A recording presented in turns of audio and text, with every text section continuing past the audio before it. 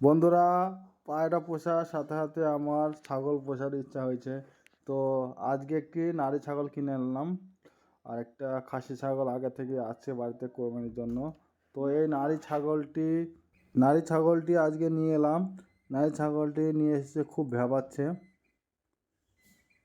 তো আপনারা দেখেন, আর এটা খাসি ছাগল। এই ছাগলটি মূলত 6 মাস বয়স, এখনও ডাকেনি। আর ছাগলটির দাম নিয়েছে 5,000 টাকা। তা আপনারা বলেন ছাগলটির কীরকম হয়েছে, লাভ হয়েছে না লস হয়েছে?